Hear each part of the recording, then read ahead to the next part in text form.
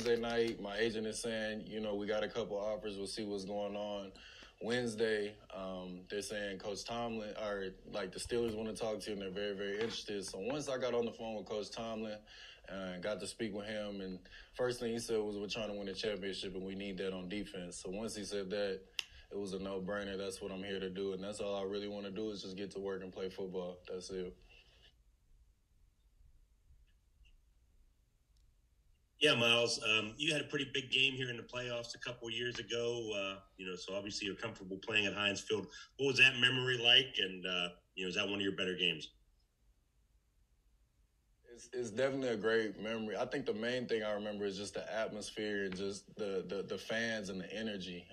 It's something that you can just I don't know. It's almost something out of a movie coming up here and playing and seeing all those towels going and everything. So I think that's the main thing, honestly, that I remember is just the fans were so into it, and just you could see how even the players, the Steelers players, how they were feeding off the fans' energy. Like it's a real thing. So I'd say that's my greatest memory. Obviously, winning the game is cool, but keeping it with the Steelers, man, the fans were definitely into the game.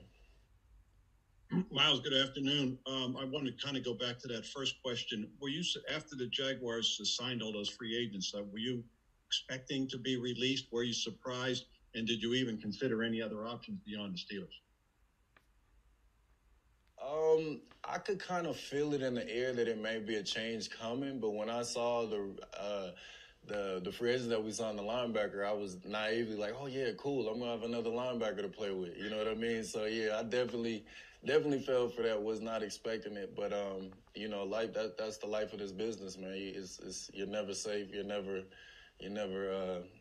solidified in what your position can be. You could be somewhere, anywhere. So I learned that in a pretty harsh way, and it's pretty cool. Like I accept it, and I'm excited because if it got me here, I think it was all worth it. It was a bigger plan in the making. Wondering how much does getting to work with and play for Brian Flores kind of factor into the decision to come here? Because I know among other responsibilities he'll also be working with the linebackers. Absolutely. No, he's a great coach. I saw what he did last year in Miami, how he turned that whole thing around.